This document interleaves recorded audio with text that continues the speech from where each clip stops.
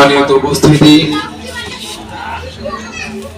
Telihati union শাখার উদ্যোগে আয়োজিত আজকের এই অফিস উদ্বোধন উপলক্ষে এই অফিসের যারা দায়িত্বশীল এবং অত্র এলাকার যিনি আজকে সভাপতি পদ অলঙ্কৃত করেছেন সম্মানিত সভাপতি সাহেব এবং তেলিহাটি ইউনিয়ন শ্রীপুর শাখার বিভিন্ন দলের নেতৃবৃন্দ, বিভিন্ন অঙ্গ সংগঠনের নেতৃবৃন্দ এবং আমার শ্রদ্ধাভাজন অভিভাবক, আমার রাজনৈতিক লিডার আল্লাহ হযরত মাওলানা মুফতি নাসিরউদ্দিন খান সাহেব, তিনি আজকে আমাদের প্রধান অতিথি হিসেবে এখানে উপস্থিত হয়েছেন।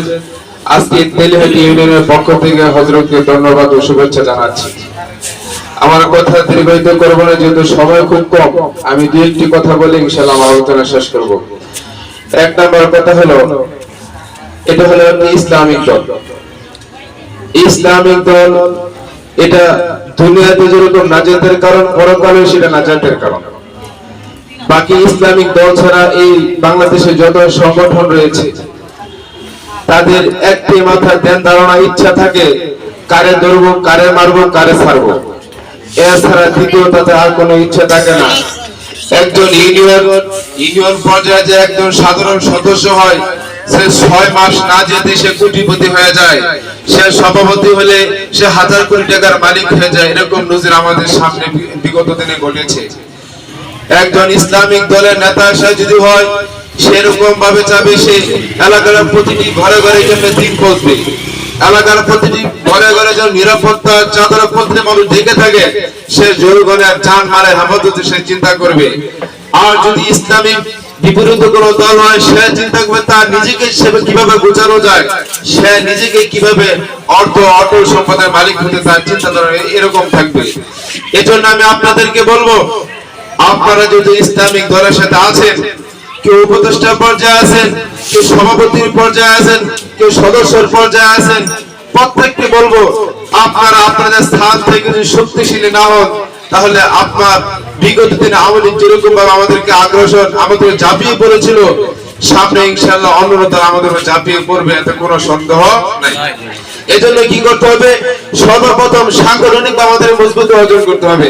এজন্য আসুন আমরা আমাদের ঘরের প্রত্যেকটা সদস্যকে আমরা জমিয়তের এরকম ফরম কিনে এদেরকে সদস্য বানাবো, এবং বিভিন্ন মহিলাদেরকে যারা যুবক আছে এদেরকে যুব জমিয়তে, যারা মুরব্বী আছে তাদেরকে জমিয়ত উলামা ইসলামে, যারা ছাত্র জমিয়তে যোগদান করে আমরা আমাদের প্ল্যাটফর্ম ইনশাআল্লাহ মজবুত করব তো ইনশাআল্লাহ। ইনশাআল্লাহ পাক সকলকে তৌফিক দান করুন। দ্বিতীয়ত কথা হলো, আমরা যদি এই সমাজে কোনো দায়িত্বে না আসি, তাহলে সমাজে একদিন তারা এরকম অন্ধকার আচ্ছন্ন হয়ে যাবে। যখন আমি আমার মেম্বারের চেয়ারম্যান থেকে আমি কোন একটি কথা বলবো, সমাজ নিবে। আমি যখন ইউনিয়ন পরে চেয়ারম্যানে বসে কোনো কথা বলে সমাজ নিবে। আমি যখন পার্লামেন্টে বসে বক্তব্য দেবো আমার কথা সমাজ নিবে। আর যদি আমি সংগঠনে সময় না দিই, আমি আমার স্থান থেকে কথা বলি, এক দুজনে শুনবে, হাজার মানুষ শুনবে না। এজন্যই সংগঠন মজবুতি করতে হলে আমাকে আমার ইউনিয়ন পর্যায়ে চেয়ারম্যান পদে থাকতে হবে, ইউনিয়ন পর্যায়ে চেয়ারম্যান পদে থাকতে হবে, মেম্বার পদে থাকতে হবে। এরকম ভাবে যদি পৌরসভা হয়, তা আমাকে মেয়র হিসেবে এরকম দায়িত্ব নিতে হবে। সর্বোপরি আমরা যদি আমাদের স্থান থেকে কোনো একটি প্রার্থীকে নির্বাচন করি, তাকে মেম্বার বানিয়ে আমার সমাজে আনি, তাহলে ইনশাআল্লাহ আমার ঘর সেফ থাকবে, আমার সমাজ সেফ থাকবে, আমার এরকম ইউনিয়ন সেফ থাকবে, আমার জেলা সহ সব সেফ থাকবে। এই জন্য আমি মুরব্বীদেরকে উদারত আহ্বান জানাবো, আপনারা জমিয়তকে চিনেন, জানেন, বুঝেন, এবং এই জমিয়তে সম্পৃক্ত হয়ে আমাদেরকে এরকম রাহবারি করে মুরব্বীরা আর যারা ওলামায়ে কেরাম রয়েছে, তারা ইনশাআল্লাহ এই প্ল্যাটফর্মে ইনশাআল্লাহ ঢুকে যাব। আরেকটি কথা, আমাদের সমাজে জামায়াতে ইসলামী একটি দল আছে। কি আছে? জামায়াতে ইসলামী। তারা ফেসিস্ট শব্দটা বারবার উচ্চারণ করে, তারা কি ঘৃণা মনে করে? এটা এত বারবার কেন বলতে হয়? আরে ভাই, তারা 16 বছর তারা দেশকে পরিচালনা করছে, তারা যেরকম জুলুম নির্যাতন আলেমদেরকে তারা এরকম ভাবে কোনো অপরাধ ছাড়া জেলে বন্দী করে রেখেছে। এটা অন্যায় মনে হয় না? তাদেরকে ফাঁসি বললে তোমাদের কাছে কি খারাপ লাগে?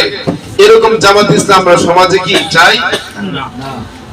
জামাত ইসলাম থাকতে হবে না, পুরা বাস্তব চেহারা নমুনা শিরোসুর সব থাকতে হবে জামাত ইসলাম।